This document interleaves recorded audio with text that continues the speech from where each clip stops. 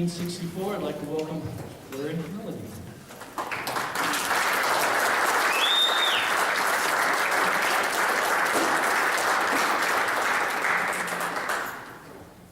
And I just want to make sure that there's no throwing stuff, all right? I'm watching you guys.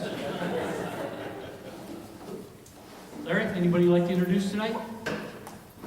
First of all, well, I'd like to introduce my family, my lovely wife, Mary Martha, and my daughter, Michelle Marie, my grandson, Sammy, and the other one, Josh, and my granddaughter, you have to look to see her, Olivia. And I'd like to introduce my brother, Doug, all the way from Texas, Doug Melendy.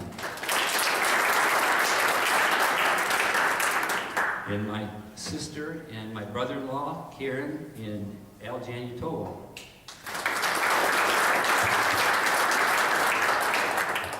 And I can guess I have so many people here. I guess I'll just say that I'd like to thank everybody for coming. And the group got a good group from my Presbyterian church, Bertio, and yeah, that's what I'm. Anyway, and who? Ned and Jim. Yeah, Ned and Jim. Okay, and then we have a group of people from Hastings, and I'd like to, I want to introduce those individually. And I certainly have some of my high school classmates from Adrian. And I have a coach, I coached with Dave Furl over here, and he's been a great friend of mine for a long time, he and his wife, Luana. And so we had a group from, and there are more. And let's see, I got, let's see, Adrian, Hastings. I moved around a lot. And so anyway, I want to thank you folks for, if I missed anybody, I'm sorry. And oh, I have my grandson, Elliot here, or nephew, great nephew, Elliot, and his mom and his dad. Just thank you very much for all you've done. And there's one person for coming and supporting me. And there's one person that's not here I should support, and that's one of my teammates, Tom Nesbitt, who nominated me for the Hall of Fame. And I'd like to thank him a great deal. And we played a lot of ball together. And I also like to thank those people on my teams that wrote letters of recommendations for me. I had people from my family do the same thing. So thank you everybody for this honor, for supporting me in this honor. Now, Larry, speaking of Tom Nesbitt, I got a call at 10 o'clock this morning, and Tom called and said he wanted to make sure that you knew how proud he was and you deserve this. And he said to me, I really wish I could be there. And I said, what's the temperature? And he said, 72. And I said, you're a liar. There's no way you wish you were here right now. But he called me this morning to make sure that he was thinking of you, okay? Thank you. So you came from Adrian High School? I came from Adrian High School, yes. And what made you want to go to Olivet College? Well, I moved to, I had an uncle here. And he lived just off campus, and some of the people that live here might know Grace and Royal Melendy, my dad's brother, and he said I could stay with him, so that was one big one. And the second reason were financial reasons, and that's one of the reasons there. I could stay with my uncle, and Olivet offered me work grants, and I was able to, and also I borrowed money from the state, like everybody else.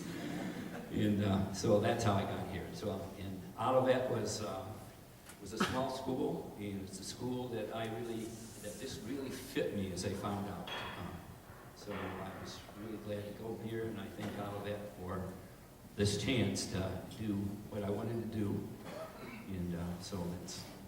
I understand the fit. I can relate to that. Now, I've known you for, I'm going to say 10 or 15 years now, and you seem like an awful cordial, nice fella, okay? But I'm looking at this picture here that I've seen that passed around the table. I'm a little afraid of this guy. I wouldn't want to mess with this guy. Do you have some memorable athletic moment you'd like to share? Well, I do, but as far as that goes, I had to do something weighing 150 pounds out there. It was beyond me anyway, see, so... But anyway, I do. 1962. And this was a proud moment for Olivet, for our team, and for me. We defeated Albion College for the first time in 40 years.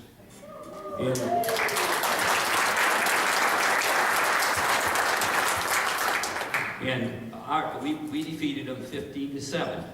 And it was a tough game because Albion was never nice to us. They really pounded us. And we had a fearsome defense.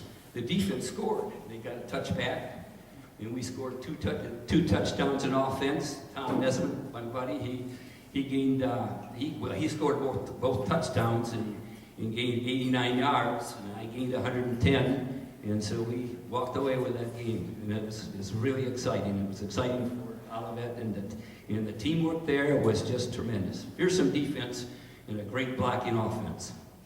I've heard you guys talk about that a lot. I just can imagine that was a great day for you guys. So if you're away from athletics, what was a really great moment that had nothing to do with athletics for Olivet College? Well, I joined Kappa Sigma Alpha, and they were getting the President's Cup every year. I don't know why they wanted to induct me, because I wasn't up there in the academic world there at all. But I came here to Olivet, and I found a great deal of friendship, and of course I had no confidence in the professors that were back there in the 1960s, early 60s. All of them were just wonderful to me. They gave me confidence. They helped me where I needed to be helped. And by my senior year, I was on the president's list there. So can you remember any professor or coach that really stands out? Well, yes. Coach Parcell, Eugene Anderson, and Mr. Drungold, Coach Drungold. And I was really, really frightened when I came on. I was a walk-on. They gave me, because I knew I was a walk-on, because they didn't have a uniform for me. So they gave me one of those old leather helmets, for the first few practices, and I never lived that down. The seniors on the team called me Red Grange, and not by the way I played. It's just because I had that leather helmet.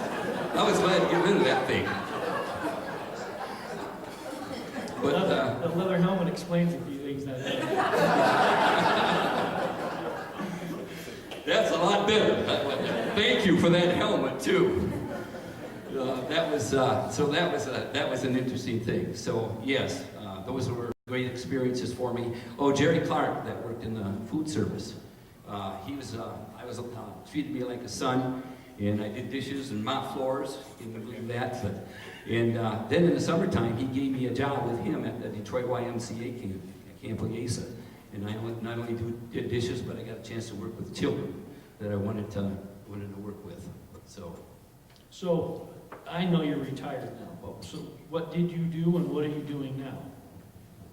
Well, right now I have grandchildren, and that's the greatest thing in the world.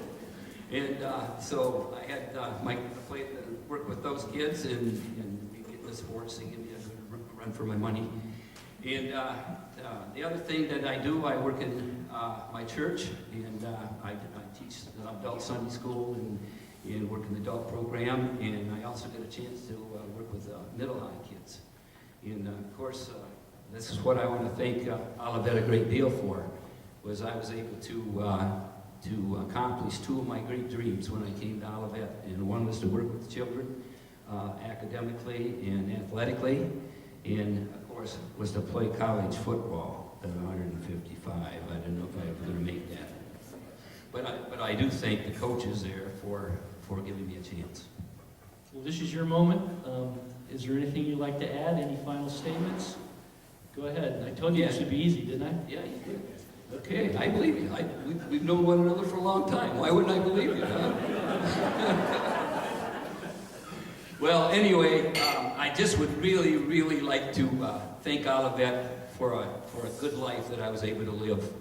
The example that the teachers, that the professors gave with me in the classroom was teaching from the heart, and it's something that I was able to use in the classrooms, and it works really well, and I just loved every minute of everything I was able to do. And then, of course, thank the athletic department for putting up for a little guy out there.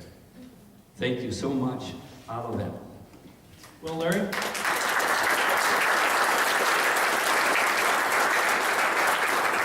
I want to welcome you as a Campus Ed, brothers all, and I think you're very deserving of being in the Olivet College Hall of Fame. Way to go. Thank you.